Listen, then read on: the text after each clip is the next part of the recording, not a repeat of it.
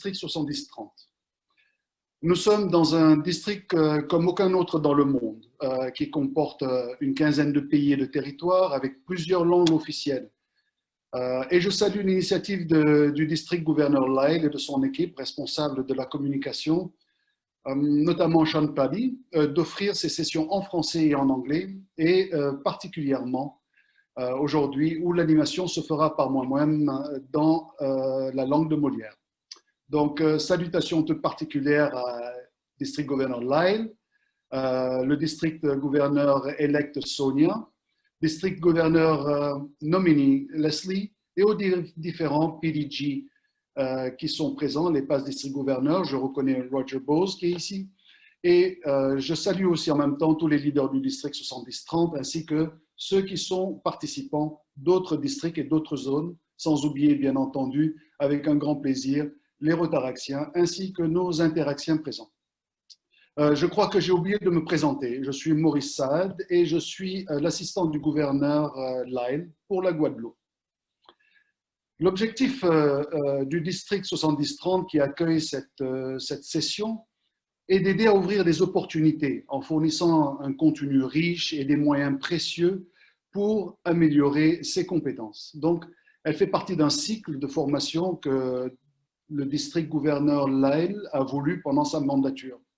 Et il a voulu élargir la portée de ces enseignements en les ouvrant à un public plus large, qui comprend aussi à la fois les Rotariens, les Rotaraxiens et le monde du Rotary, mais aussi aux amis de la famille du Rotary.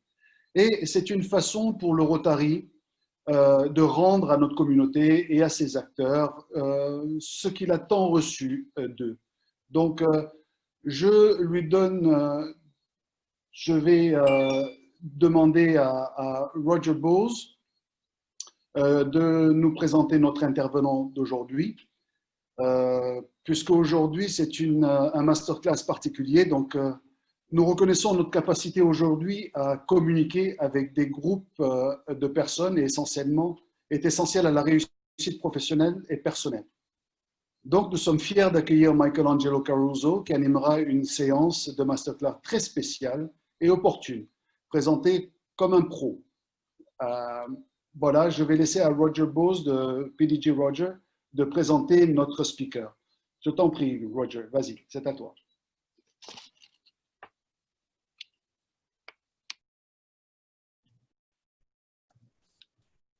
Thank you very much, Maurice. Bonsoir.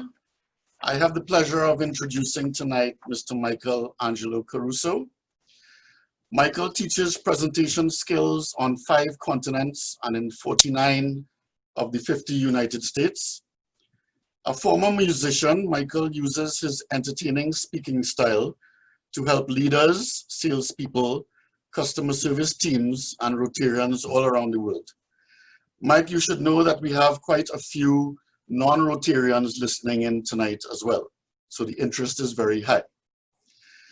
Michael's clients include very big names such as Bank of America, Verizon Wireless, Rayovac, Hallmark, AT&T, the National Institutes of Health, the United States Navy, and the Barbados Ministry of Tourism, for an organization that's much closer to home for all of us. He is the author of Work Hacks book, the Work Hacks book, the Dear Michael Angelo audio book, and has a very successful online speaker coaching program called Present Like a Pro. I have personally heard Michael speak on more than one occasion because, like me, he is very regularly at international conventions. He's also spoken at the Zone 33, 34 Institute on more than one occasion. And we happened to have a chance meeting last year as well in Hamburg, when we both decided to stay in a hotel very far away from all of the action, and still happened to bounce into each other outside waiting for a taxi one day. So I was happy to run into him. And now I'm happy to be here doing this, of course, as well. Michael is a lifetime Rotarian of the Troy Rotary Club in Michigan. He was the district governor of that district in 2016-17, another coincidence because I was district governor of 7013, 2016-17 as well. He currently serves as the RPIC, which is Rotary speak for Rotary Public Image Coordinator for his zone 28. Now, dozens and maybe many dozens of Rotary clubs in North America have hosted Mr. Caruso's public professional development programs. These events have raised over $250,000 for Rotary because Michael Caruso donates his speaking fee back to the hosting club. Very honorable indeed. Fellow Rotarians, Rotaractors, and specially invited guests, please join me in welcoming Mr. Michael Angelo Caruso. Mike, the floor is yours. Thank you very, very much, PDG Roger. I appreciate you, Governor Lyle and Sean Patty. Thanks for talking me in and issuing the initial invitation. I have a fantastic program planned for you today. I'd like to set up a little call and response just so that we have some connectivity, everybody. You can see down below in your system tray, there's a button for reactions. Can you find the button that says thumbs up and click it for me right now just for practice? I'll ask you periodically if you agree with something that I'm saying. You'll notice there is no thumbs down button. You cannot disagree with me tonight, which I think is fantastic. We're going to talk today about presentation skills and how you can make the most of your time in front of people. This is especially important in the land of COVID, everybody, because I think it is about 10 times more difficult to connect with somebody in a video chat. And of course, a lot of us are doing video chats these days by necessity. So these techniques that I'm about to share with you will be good for both online and in-person presentations later down the road. I'm essentially going to talk to you today about 3 ways that you can improve your presentation. We're going to talk about the beginning of your presentation. We're going to talk about the middle of your presentation. And what do you suppose the third segment is? The ending of your presentation. It's the most important part. And I'm going to break it down for you. We're going to go through it chronologically. So I'd like to begin. And if you have a pen, I'm going to be giving you all kinds of tips. You'll never remember all of this. Thank you, Teresa. Hold up your pen if you got a pen with you. That's great. Thank you, Natasha. Wow, Joe, very good. Everybody's taking notes. Thank you, Kamal. So we want to talk about the beginning of the presentation. Everybody wants to have a fantastic original content. Everybody wants to have an original delivery. I'm going to give you 2 techniques for having really good content and really good delivery. The first one involves content, and it's going to mean a little bit of homework for you. This means you actually have to do a little research and Googling and searching on your topic, right? It's just not enough to share the same type of content that everyone else is sharing. You have to do a little bit deeper dive. And I just say use a bigger shovel. When you're digging for content, use a bigger shovel. I posted a blog this morning at michaelangelocaruso.com about why you should not use PowerPoint when you present. And just so that I could dig a little bit deeper, use a bigger shovel, I did a little bit of research on PowerPoint. A program I found out was invented. Can you guess what year it was invented? PowerPoint was invented in 1987, everybody, which makes it a little over 30 years old. Can you believe that? It was invented by 2 gentlemen, and it was initially called Presenter. That was the name of PowerPoint in its first iteration. It was called Presenter. Now, just by doing that Google work, I am able to tell you 2 things about PowerPoint that you didn't know. One, that it was invented in 1987, and secondly, the original name of that software program. So already, my program is wildly original compared to some people who are teaching how to use PowerPoint, just because I did that little search. And you can do that over and over and over again to come up with wildly original content. One way to improve the delivery of that content is to not use the same delivery methods that everybody else uses. I will not be using PowerPoint today, 33 years after PowerPoint was invented. Thank you very much. You're very welcome. The reason I don't use PowerPoint is because I want to stand out from other speakers. Roger is correct. I speak at a lot of conferences, and I would say 9 out of 10 presenters use PowerPoint. I can set myself apart from them instantly by not using PowerPoint. And when I'm presenting at a conference where I'm the 8th speaker to come up on the platform and all 8 people before me have used PowerPoint, I open my presentation by saying, hey, everybody, I have great news. I will not be using PowerPoint today. And I get a round of applause just for that statement. You can use the very same trick, but trust me when I tell you that not using PowerPoint, while it can be very effective, also has its challenges. You have to be highly organized to not use PowerPoint. You have to know your content inside and out. Most speakers are using PowerPoint as a cheat sheet. It's a very elaborate set of talking points, and it keeps me moving in a linear fashion all the way through my presentation. This is a gift. But I'm going to kill my audience by using PowerPoint because it's more beneficial to me than it is to them. I think it's a lot more beneficial for me to speak to the audience using eye contact. And I use a special speaking technique called speaking in the round. Roger knows this because he's seen me speak on a number of occasions. I not only don't use the podium when I speak, see, he's nodding his head already. I don't even use the speaking platform. I begin on the platform and then I move out into the audience and I'm embedded with the troops, to use a military term, and I'm touching you on the shoulder and I'm standing next to you as I'm speaking. And it changes the entire dynamic of the presentation. I become one of you, and that makes me more relatable. And the engagement when I speak in the round is through the roof, ladies and gentlemen. Now, this is not a technique that is for everybody, but it works for me. And I wanted to mention it to you today because it will make you more effective as a speaker, absolutely. So in the round, no PowerPoint. And I want to give you $1 million tip right now for speaking on Zoom that most people don't understand. I know there are some people on the call from the United States. There is a new Postmaster General in the United States. His name is Mr. DeJoy, and he's got his hands full because the US Postal Service has a broken business model.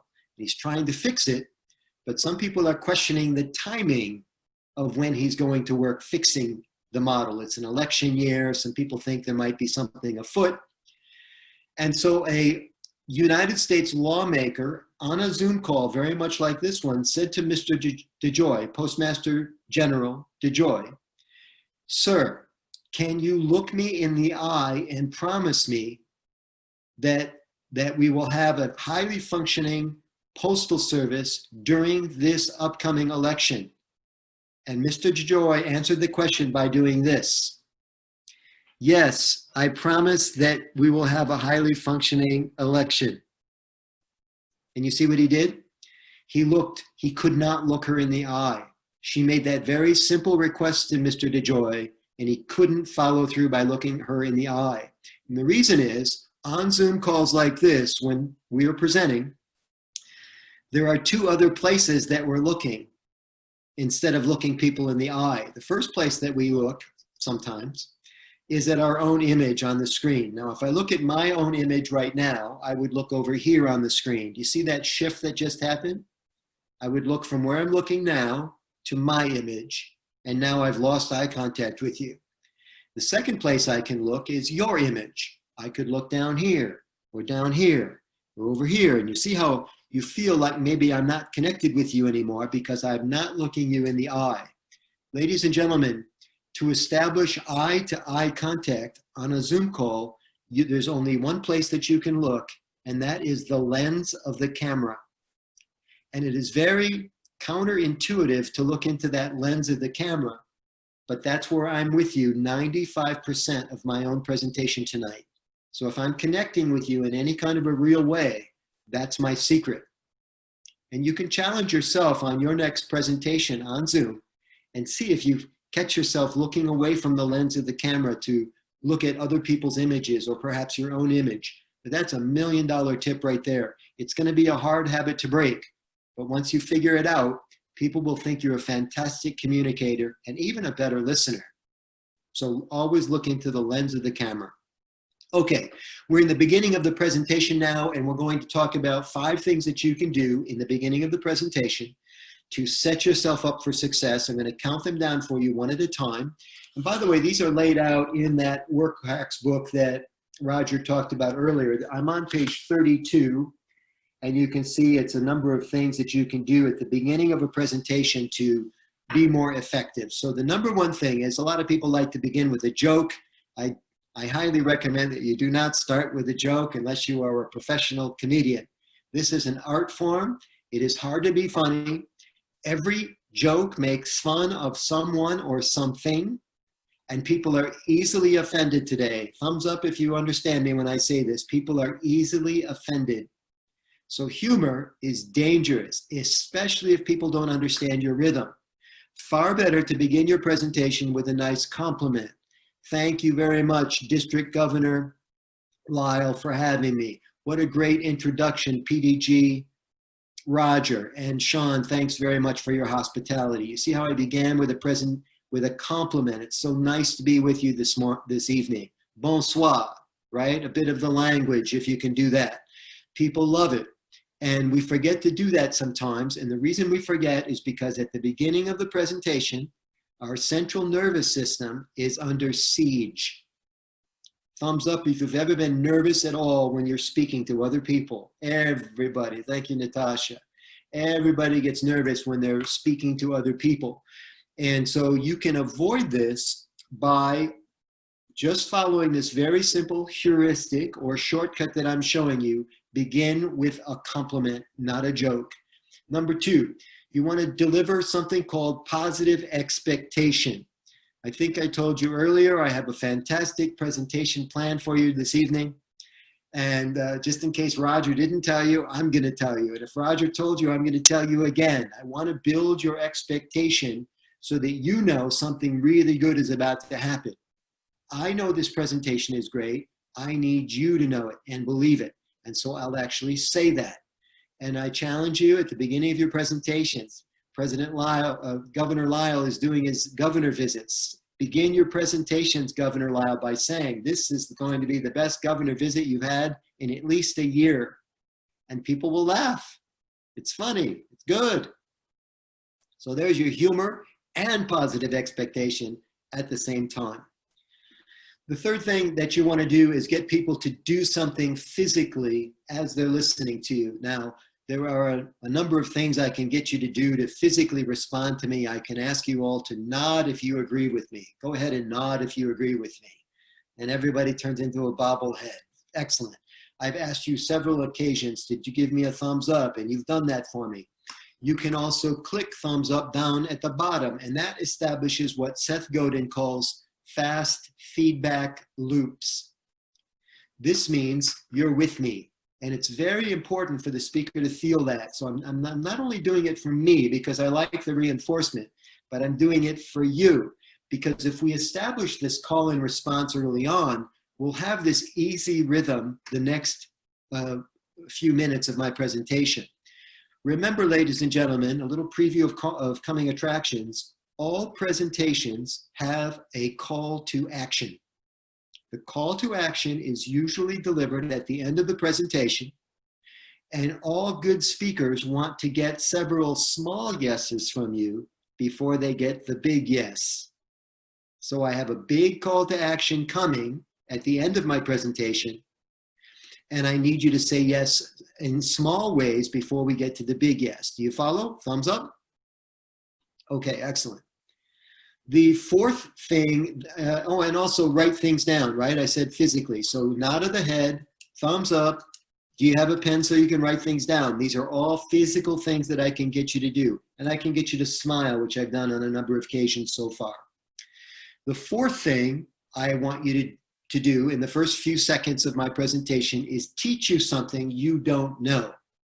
There's a real reason for this, and that if I can teach you something you don't know in the first few seconds of a presentation, that means my presentation has future value to you. If I've already taught you something you don't know in the first 2 minutes, I'm likely to teach you some new things in the next 4 minutes, 6 minutes, 8 minutes. So I set up this pattern that I'm going to teach you something, and therefore my information is valuable to you. I taught you the original name of PowerPoint in the first 60 seconds of my presentation. Presenter was the name of the presentation, or name of PowerPoint. Another good trick for this is to use a statistic. I'm a writer and a speaker, and I happen to know how many words there are in the English language. Do you? Most people don't know how many words there are in the English language. So I might play with that a little bit. How many people know how many words there are in the English language? I'll get very few takers on this. I might get some guesses. The guesses will be high, the guesses will be low. And I sit in this for a little minute just to have you be a little uncomfortable, to build the tension. I know something you don't know. I'm going to tell you the answer in just a few seconds. It builds anticipation. It's an old speaker trick. And then finally, I'll tell you, there are about 500,000 words in the English language, not counting the derivatives, verb derivatives, and not counting gerunds. Those are ing words. And again, you may be learning something that you don't know. So all of this is to set this program up for success, because I want you to get something from it. So we've said now there are 5 things that you should do in the beginning of the presentation. Do not begin with a joke, begin with a compliment instead. Number 2 is to set up positive expectation. Number 3 is to get the audience to do something physical several times if you can do that. Number 4 is to teach the audience something they don't know. And number 5 is to format your presentation, which I've already done for you this evening. I'm going to teach you 3 areas of the presentation that can be improved: the beginning, the middle, and the end. And that's how it works. If you have questions about anything, type it into the chat bar or raise your hand, and our moderator will rescue me from my own program so that we can answer your question in real time. And if we don't catch it now, or you think of the question later, we can answer it at the end of the program. So I'm not sure who's helping me with questions. Maybe it's Sean. Is there anything that we need to take care of right now, Sean? No, you can go ahead, Michael. Very good. I just did another speaker trick, everybody. It's called the stall. This is the stall. I like to use a bottle of water, but this happens to be a glass of water. And if I'm using a bottle of water, I can take some time to unscrew the cap. So I'll say something like, are there any questions? And then I have the bottle of water. I uncap the bottle. I take a long swig. I take the bottle down. I cap it again. No questions? Okay, very good. Let's continue. Let's talk now about the middle of the program, everybody. A lot of important things happen in the middle of the program. The first thing that you'll notice is that your central nervous system stops holding you hostage, and you start to settle into the rhythm of your own program. You start to figure out that maybe you're going to get through this without losing it. The audience is starting to respond a little bit, and you can move into your PowerPoint slides if that's the case. You can move into your content. You want to keep an eye on your time during the middle of the program. Most speakers suffer from something called time dilation. And what happens is time starts to move faster than you think it is, and that's why you run out of time in your presentations. You've been given 20 minutes to speak, and you get 10 minutes. You think you're 10 minutes into your own program, and then the moderator stands up and says, well, your time is up. And you're like, what happened? What happened? That's called time dilation. It's the same thing that happens during an emergency when you call an ambulance, and you say to the lady, the operator, you say, why are you keeping me on the phone? It's been 5 minutes already, and you should be getting the ambulance here. And she says, no, sir, we've only been on the phone for 20 seconds. That's called time dilation. It's a very common phenomenon, and if you're present and you understand it, you can use your time more wisely when you're speaking. Another thing that happens in the middle of the presentation is called a signature story. This is really, really important. The signature story. By the way, some people are asking me to repeat the 5 steps. I told you that there was going to be content, didn't I? Back to the beginning now, the beginning of the presentation. The first thing is no joke. You begin with a compliment. Number 2, you're going to establish something we call in the business positive expectation. Number 3, you're going to get the audience to respond physically to you. Number 4, teach the audience something they don't know. This cannot be a commonly known fact. It must be something that most people in the audience say, I never knew that. Like the original name of PowerPoint. Most people don't know that. And number 5, you're going to format your presentation. Here's what we're going to do today. We're going to talk about the 3 elements of the presentation. Okay, so we're continuing now with a very important element. And I'm stunned at how many presenters don't actually develop and cultivate and curate what we call in the business a signature story. Now, a signature story has 3 unique characteristics. Number 1, it's brief. When I say brief, I mean 2 minutes, tops. Second, it's unique. Only you can tell your signature story. I can't tell you yours, and you can't tell mine. And third, most good signature stories have a positive moral, means a happy ending, right? Natasha has mentioned that Rotarians are excellent at signature stories. Well, a lot of Rotary stories end on a happy note. We're eradicating polio, or we delivered water to a village in Sri Lanka, right? There's always a happy ending to what we do, so that's good. One thing Rotarians struggle with is the 2-minute part. We go on and on and on and on, and the audience is sleeping and leaving and not. 2 minutes is fine. Get it down, distill it down to its essence, and practice it. I'm going to tell you a 2-minute story in just a second, and it's a very good story, and it clocks in right about at 2 minutes. Somebody can time it if they want, and I've told it 2,000 times. So there is no fat on the bone, man. This story is as perfect as it's ever going to be, and people have loved it, as Roger said, in 49 of the 50 states and on 5 continents. And it's a story that everybody can relate to, and it has a very happy ending. It's called the airplane story, or the above the cloud story. You can search it on YouTube and see it. It's 2 minutes on YouTube as well.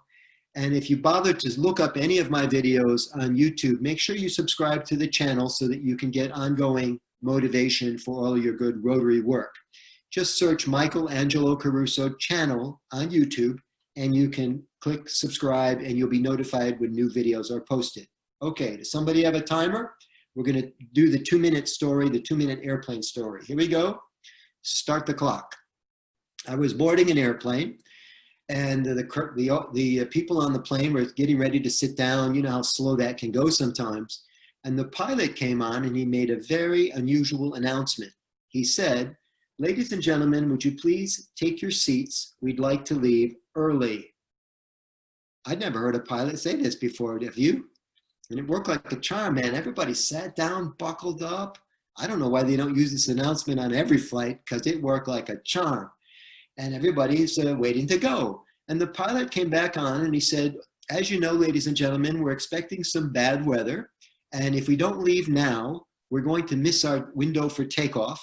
And then you could miss your connection, and we don't want that to happen. So thank you very much for your cooperation." Now, a little bit about the weather. It's a fairly heavy storm front. We want you to know that we're going to suspend beverage service. We're asking our flight attendants to remain seated. And you can see it's already getting overcast outside. Up in the flight deck, we will be flying in a condition we call zero visibility. And then he said, "But don't worry, it's safe." And of course, we didn't feel any better when he said it's safe. Zero visibility sounds dangerous. And he was right, man. It was a pretty rocky takeoff. I fly a lot, and this was the most violent takeoff I have ever experienced. A white knuckle proposition. This plane was shaking and vibrating, and there were people praying on the flight as we take off. But something very interesting happened as we gained altitude. We flew, and we flew into bright, pristine sunshine. And the reason for this, ladies and gentlemen, is because all you need to do in life is decide if you want to fly your plane in the clouds or above them. Isn't that true? And when you fly your plane above the clouds, every day is a bright, sunny day. Stop the clock. How much time did it take? About 2 minutes. That's called the signature story.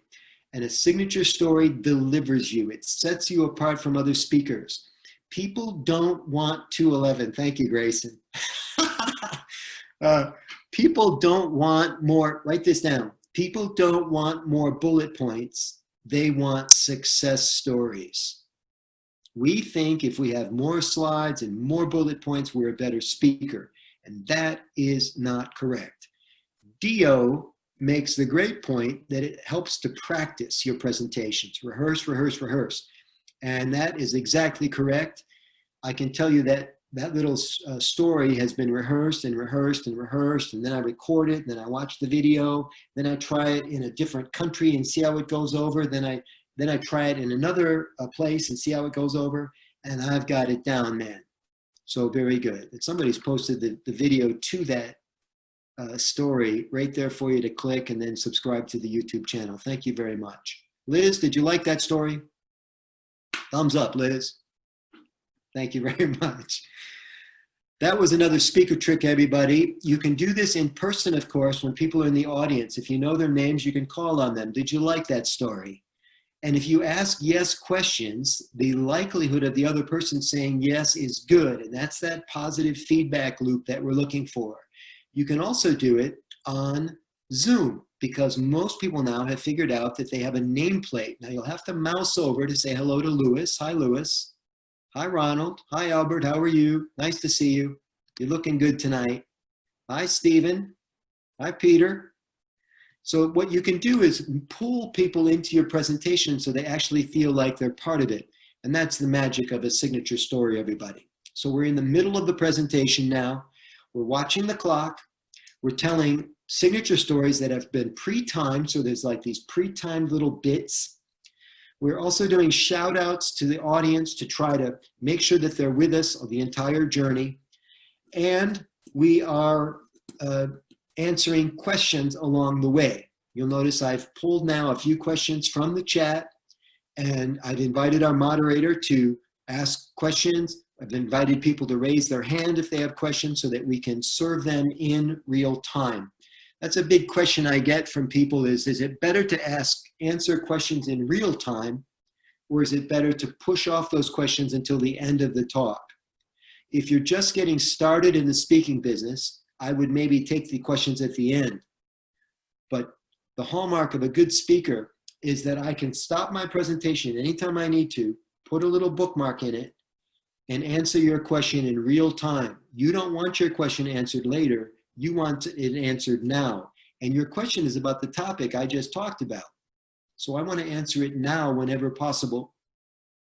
And then I go back to my presentation. I have no trouble getting the microphone back from you so that I can finish my presentation.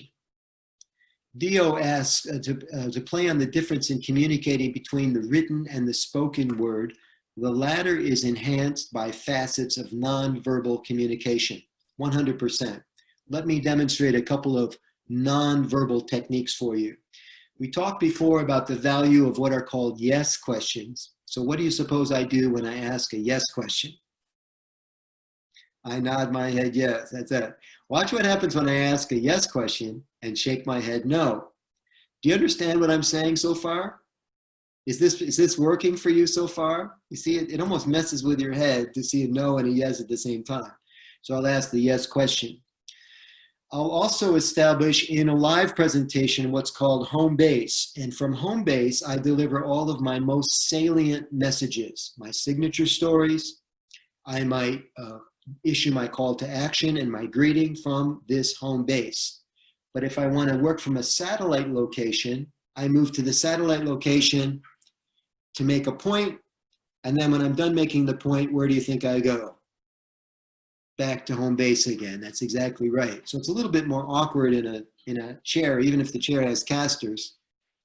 A lot of speakers do the tennis match thing where they want to work the whole room. So they start on this side, and then they go to this side, and then they walk to this side again. And it's like a tennis match, and they never stop moving the entire time, and you get seasick from this, And I stand and deliver, man. Because if you're a solid presenter, you have solid content, you need to be a solid speaker. And that's what we do when we stand and deliver. Excellent. Okay, let's move now to the third and final segment of the presentation. A lot of people think that this is the most important part of the presentation because it contains what we refer to in the business as the CTA, call to action. Very, very important.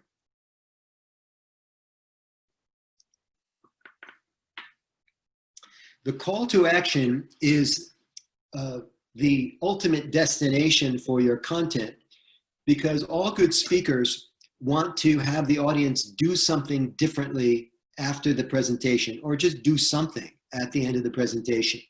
If I was just delivering information, I might as well just give you a pamphlet or a flyer. Or I could just send you to a website if I just wanted to give you information. But the reason we do live presentations is to enact audience behavior. We need to change something or get the audience to do something, continue doing something, continue eradicating polio.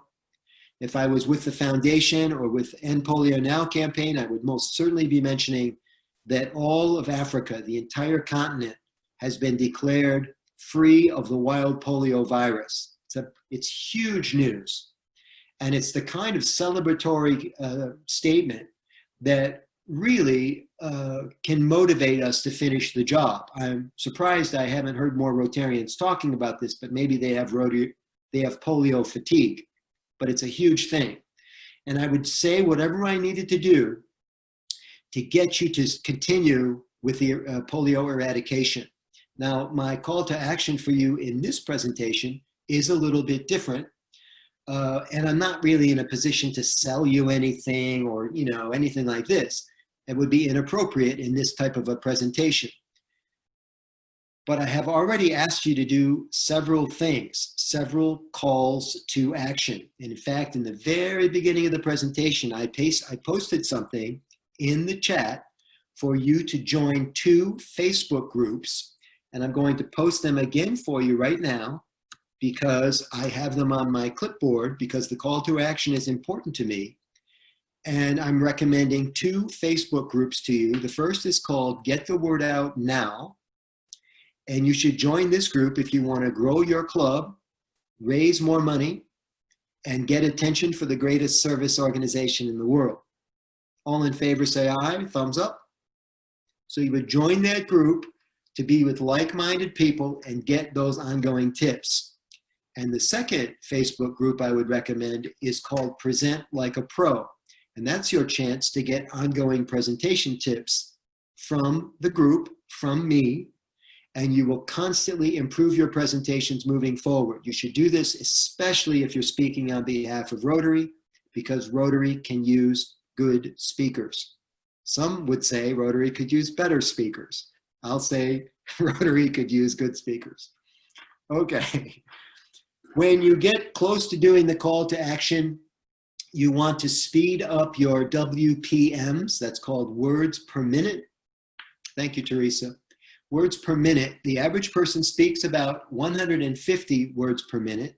When I get closer to the call to action and I'm not working with interpreters, I might speed up my words per minute to about 180 words per minute.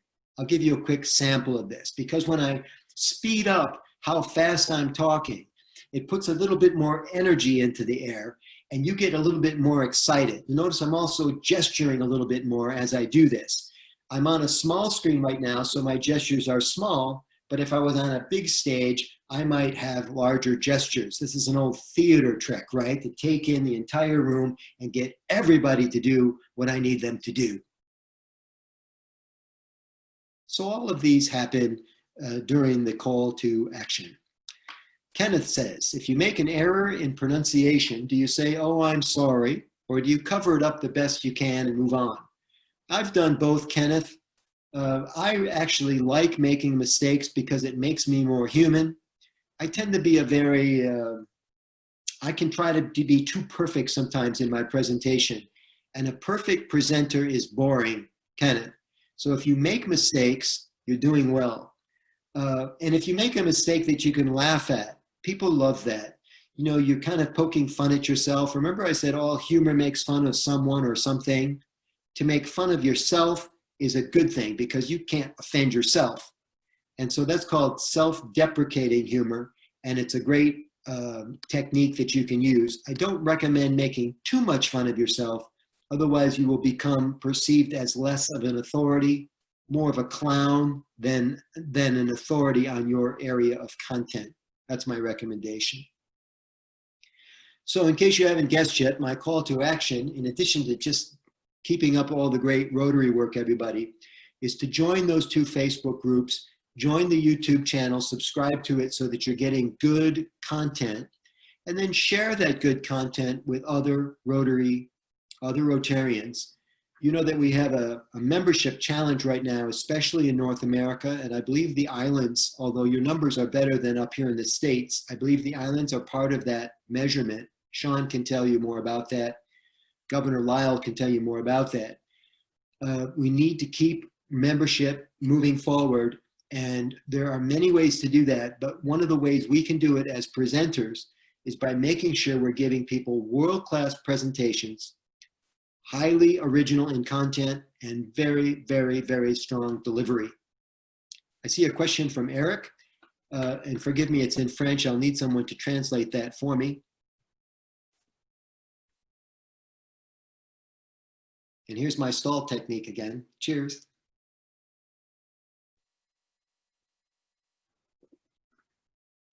We can handle that translation whenever you'd like to do that.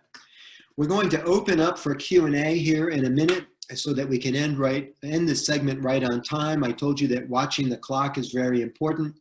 I know I'm supposed to end a few minutes before the top of the hour, and we factored the Q&A into my segment. So we're prepared to take a number of questions from people who want to learn more about being a better presenter, not only for Rotary, but being a better presenter in your line of work. If you are in leadership of any kind in your job, please give me a thumbs up, or give me just do your thumbs up. Thank you. And if you are in persuasion of any kind, if you're in the sales trade, thumbs up. Customer service, selling products or services. A number of us do that. Thank you very much. So hopefully this content has been helpful for you in that vein. Okay, we're looking through the questions right now, and some of these are private to me, but I assume that I can answer them publicly. I still don't know the French translation from Eric, but maybe this is coming this way. Should we focus people's attention on the presentation or try to bring it back to those who have dropped out? If you're asking the question, you want to take yourself off mute so that we can have a little give and take, I welcome that. I try not to focus too much on the people that I'm losing. You know, I'm not for everybody. Right now we have 255 people on this call, and I have no delusions about being everybody's cup of tea. So if you don't care for me, I'm not going to work extra hard to capture you. I'll realize that I'm not for you, and I'm going to try to get to those other 250 people, 245 people. I'm especially working out with people who are on the fence, right? People who they can't decide whether or not they want to honor my call to action. I might work extra hard with those people. I hope that answers your question.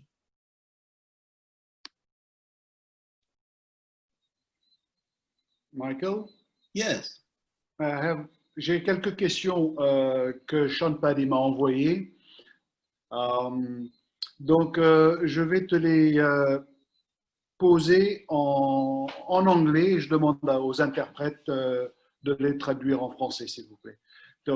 So, thank you again. Are you ready for the question and answer? Thumbs up. So Tim is asking, how do you deal with disruptive person in an audience? Question about how to deal with disruptive people in the audience. Well, that's why the opening minutes are really important. I'm establishing myself as someone who's in control of my presentation. I know a few things about this. I'm going to be holding the steering wheel. There are always people in the audience that think they might, slip in behind the wheel and drive for a few minutes. And I try to set those ground rules up in soft ways at the beginning. Later, I might meet somebody who wants to ask, for example, a 10-part question. And I'll quickly say, we don't have time to answer all 10 parts of that question now, but I'll answer this for you right now, and we can talk about the rest afterward. Is that okay with you? There's the yes question. They're in a hard place to disagree with me. They'll say yes, even if they don't want to. And now I've handled that situation. So there are techniques for this that you can, and the audience will support you because the audience doesn't want to go down that rabbit hole either, usually. So that's an easy answer to that question. Now the question, sorry, yes, go ahead. Someone has asked about how these rules apply and guidelines apply. This is Tiffany. To persuasive presentations in an academic presentation or an academic forum. I think in an academic arena, it's even easier to be impressive because a lot of the content can be dry or dogmatic or linear. So that when you move from the linear to, say, a series of signature stories, you'll become that much more impressive with people. So you give them the lesson and then you give them the story. Think about it this way.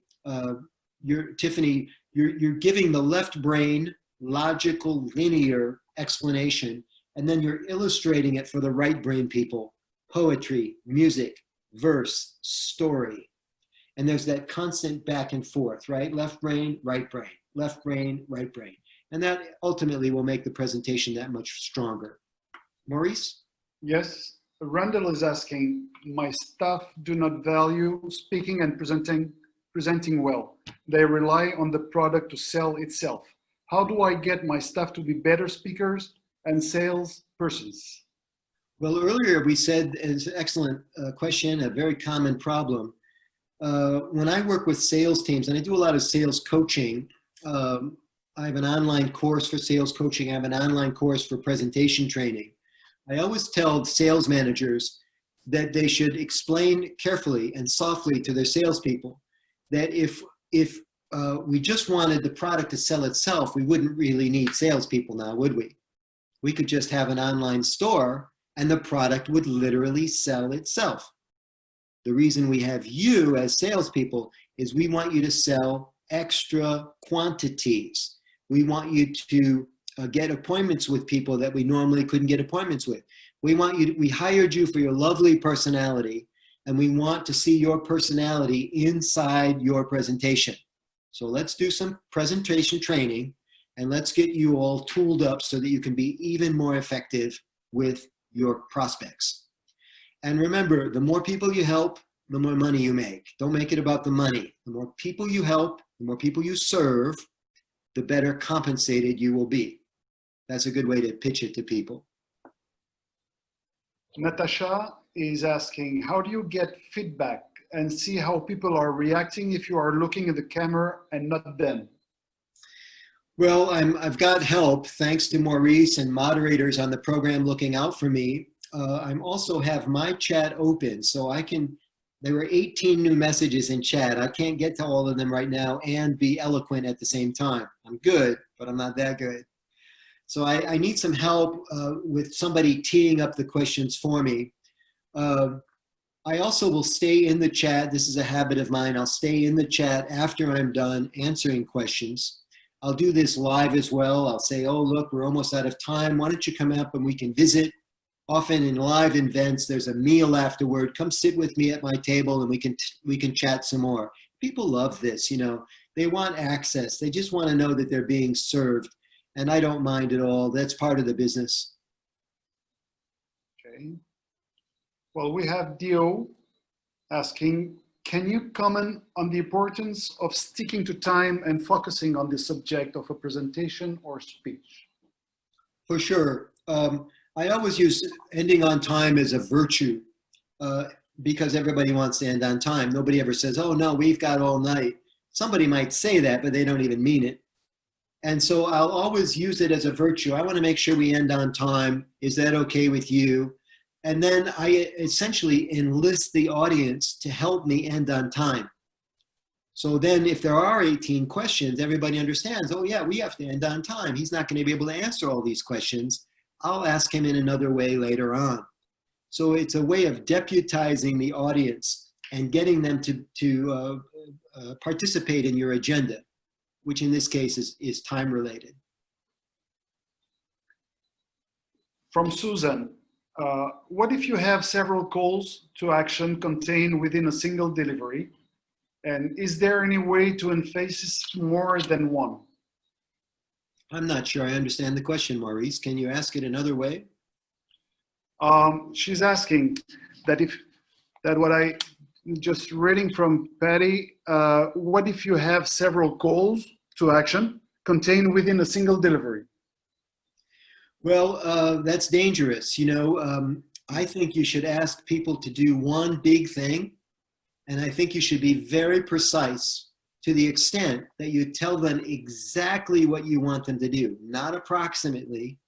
And you tell them exactly when you need them to do it, not approximately. For example, if I want you to buy something from me at the end of the presentation, I don't say go home and think about it, or sometime this weekend get on the computer and find the website. I got a way for you to buy it right now, man, because I know that you're emotionally charged at the end of my presentation. You're never going to feel stronger about it than you do now. So I'm very specific about that call to action. I think it's better to winnow it down to one ask, A-S-K, than try to get a lot done at the same time. If you have several asks, you can do an upsell later. You can do the small ask to get them into the sales funnel, but I wouldn't ask them to do a lot of things at the same time. I'm not sure that's good for anybody. I hope that answers your question. And we have a last question from Jose. How do you avoid the automatic pilot? The automatic what? Pilot. Maurice, the word is what? Spell it for me. P-I-L-O-T. Thank you for spelling. Oh, P-I-L-O-T, pilot. How do we avoid automatic pilot when speaking? I guess. Okay. Well, one of the things I like to do is play off the audience, because every audience is different. This audience is much different than my Zoom audience yesterday. By the way, the Zoom invitations have been relentless during COVID. Can you imagine? Because you can just ask anybody to speak now, right? And every audience is different. So when I'm playing off the audience, I know I couldn't possibly be working from my talking points. I must be fresh, and I must be in the moment if I'm playing with the audience. That's why I like Q&A so much. I never leave Q&A out. That's why I work in the round. Every night is different. Every performance, right? Wayne Gretzky, a hockey player, is a performer. As a speaker tonight for you, I hope that you think I've delivered a performance of sorts and not a PowerPoint slideshow that I delivered to my last 8 Zoom meetings, that this was unique and for you. By the smile on Natasha's face, I know that she believes that.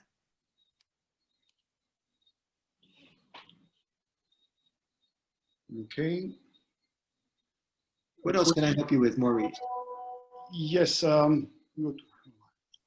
see some hands are raised too. Carrie Ann has her hand up. Yes, we have Carrie Ann. Yes, absolutely. Carrie Ann, would you like to unmute? We recognize Carrie Ann. Yes, Sean, maybe you can. Hello, can you hear me now?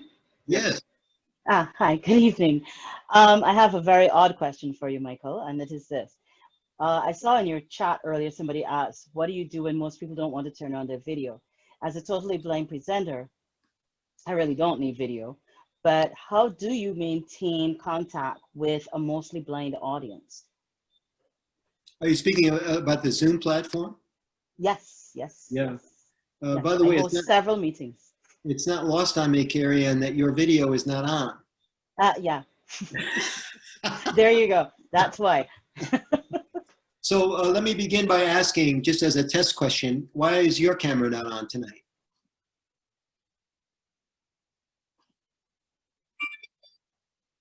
Whoops, you're muted again. people turn their camera off for various reasons. You know, they're having a bad hair day, or they don't want to see, people to see the background, or maybe they just don't feel like they're videogenic, and that's fine. In my area of expertise with his presentation skills, Hi, Michael. That's not my reason for staying off camera. I am very photogenic, videogenic, I've been told. okay. But I keep my camera off for one simple reason, because I don't know what you'll see behind me. So it could be the cat, it could be the dog, it could be my dirty laundry. So Okay. I keep it Could off. be your cat wearing your dirty laundry. Exactly. We wouldn't want that. So And there are different. that's why I tend to keep it off. Right, and I always want to be respectful of that, but I encourage people to turn their cameras on so that we can play together, we can have some fun. But if they don't want to turn it on, I'm respectful, right? Now I teach presentation skills, so I always give this little pre-call. This is a technique in the speaking business. It's called a pre-call, P-R-E-C-A-L-L. And the pre-call is this: I want to help you, and I'll be able to help you better if I can see you and how you present to me. And what do you think happens? All the cameras come on, everybody's, because they want to be better as speakers. So that's what I personally do to get people to turn their cameras on. But in the end, if they don't want to do it, Carrie Ann, I'm okay with it. We can work with it. Maurice? Yes, we have one more live question from Wayne Wright. Hi, Wayne. Hi, good evening. I just want to say it's an excellent presentation. However, my burning question is, how do you cater for the multiple intelligences in terms of participants during the presentation? So thank you, Wayne Wright. It sounds like you might be a fan of multiple intelligences. This is the work of, I believe his name was Herbert Gardner, and I'm a fan. Yes, correct. There are many, I think 16 or 11. Do you remember how many, Wainwright? I think it's between the range of 11 to 14 Yes. multiple intelligences. However, why I ask this question, it's based on the intelligences. It has a lot of how learning is being impacted by individuals through the different means, because we may have persons that are audio inclined, some persons are kinesthetic, and because we fail to cater for these different learning styles during the presentation, we somewhat tend to lose the focus of the participants. Yes. So here's my simple way of doing this. I'm making a little sketch here that I'll share with you, and we'll wrap up with this if it's okay with everybody. I just go with 4 different styles, Wainwright. And this is from a guy by the name of Dr. Tony Alessandra. And the reason I only want to work with 4 styles is because I have a lot of things I need to do in a 20 or 30-minute presentation. There are now 247 people on this call. I can't even see some of them. So I need to spitball to some extent. So I'm going to use a technique called the platinum rule. And this is the quadrant that I want you to write down. And the letters stand for relator. R is for relator. S is for socializer. T is for thinker. Wainwright, you can mute again if you would, please. And D is for director. Relator, socializer, thinker, and director. You can learn more about this by Googling Platinum Rule or Dr. Tony Alessandra. That's 2 S's. And the short version of this, everybody, is that if I can speak to all 4 personalities, I'm going to have a pretty good presentation. What Wainwright was saying is if you're only addressing a couple of the intelligences, you're not going to get to the whole audience. You're not going to actually resonate with them. So first thing I do is I lower the number down to 4. I change the model over to the platinum rule. And then I make sure that if you're a director, I'm getting right to the point with you. If you're a thinker, I'm providing statistics and data. If you're a relator, I'm telling you stories. And if you're a socializer, we're going to have some fun. I'm going to tell you some jokes. And now I'm covered. And that's called the platinum rule. I treat you the way you want to be treated. Maurice, I think we're about out of time, sir, but I'll leave that decision up to you. Non, en fait, nous sommes arrivés à la fin de cette période de questions-réponses, à moins que tu aies encore, peut-être, tu voudrais répondre à une question, je ne sais pas, ou un message que tu voudrais délivrer avant que je donne la parole à Laël pour le closing remarks. Sinon, cette période de questions est finie. Je suis désolé pour tous ceux à qui on n'a pas pris en considération les questions, mais nous aurons l'occasion. Vous pourrez encore en discuter jusqu'à 21h sur la chambre Zoom. Lyle, je te donne la parole pour ton message. Est-ce que Lyle, tu es là?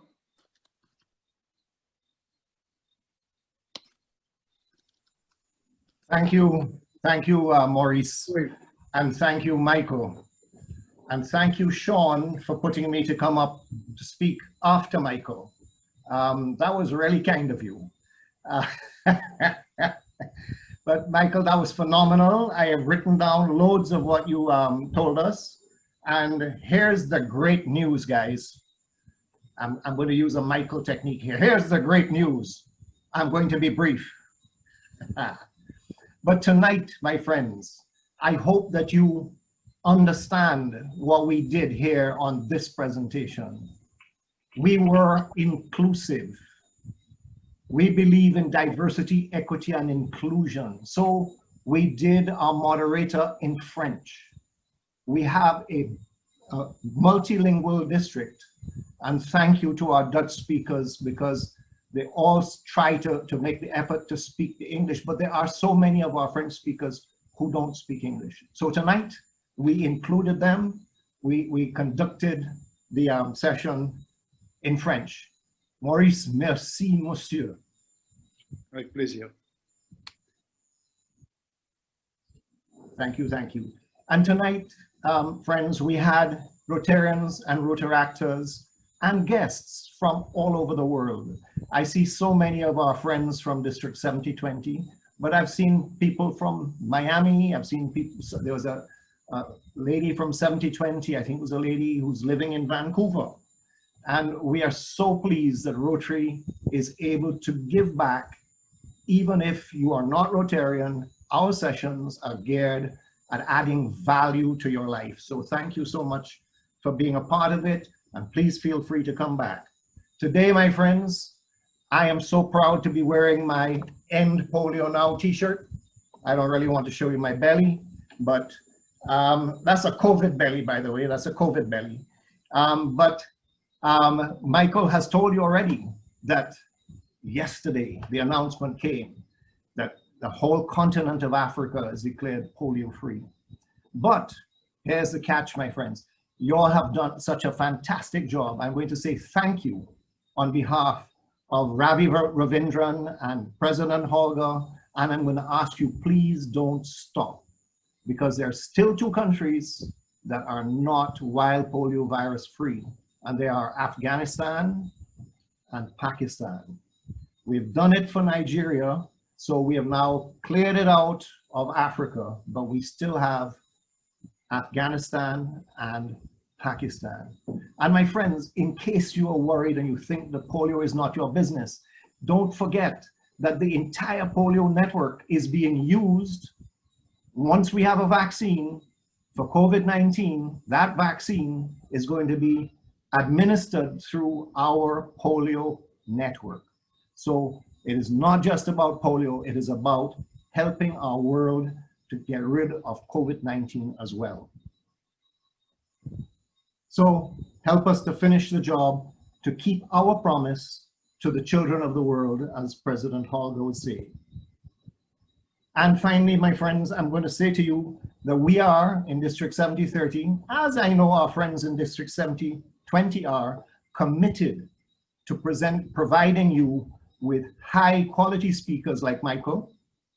And as Michael says, great speakers. We need to give you great speakers to keep you interested, particularly in this time of COVID. So when I look at our calendar, we have a presentation on the 14th that is by our polio committee. And that is going to be really interesting. I hope that you can make it. On the 21st happens to be the United Nations World Day of Peace, International Day of Peace. And on that day, we have Rotary's foremost authority on peace in the person of Rotary International Director Peter Kyle as our guest speaker. And as you know, September is Basic Literacy, Basic Education and Literacy Month. And we are promising you an unexpected and phenomenal speaker. My friends, I hope you had as much fun tonight as I did.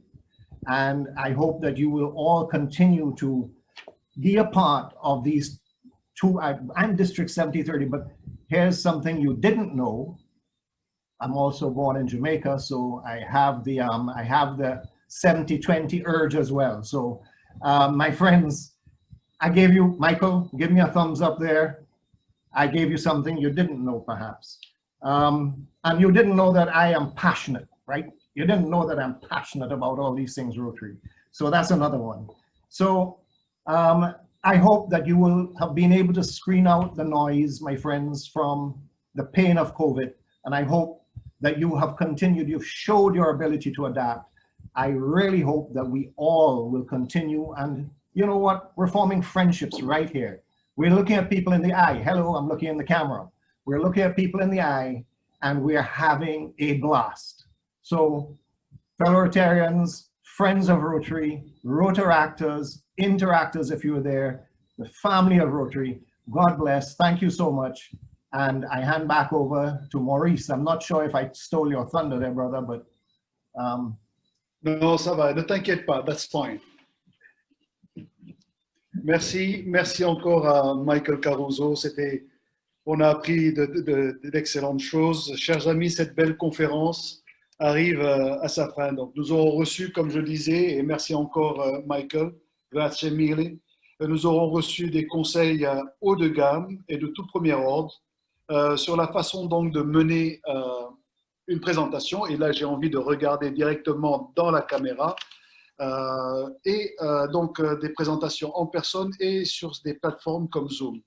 Donc, compte tenu de l'intérêt que suscite ce sujet, je salue une nouvelle fois l'initiative du district et de DG Lyle d'offrir cette opportunité aussi à d'autres que des Rotariens. Parce qu'il ne faut pas oublier que Rotary opens opportunity. Donc, je vous remercie tous d'avoir participé à cet événement. Et aux non-rotariens, j'ai envie de leur dire qu'il est temps de s'intéresser à notre famille. Visitez le site du Rotary international ainsi que celui du district 7030. Cependant, il n'y a personne de mieux que les Rotariens qui vous ont invités pour vous parler de leur bonheur de servir d'abord, to serve above else, et de servir sa communauté. Donc, intéressez-vous à la famille du Rotary, venez vers nous et vous découvrirez des choses intéressantes et une belle énergie. Cette conférence est officiellement finie, mais vous pouvez rester connecté encore sur cette session jusqu'à 21h, 9h du soir, 9 p.m. Merci encore à tous, merci DJ Line, merci Michael. Un petit salut amical à Sean Paddy, merci pour ton aide. Bonne soirée.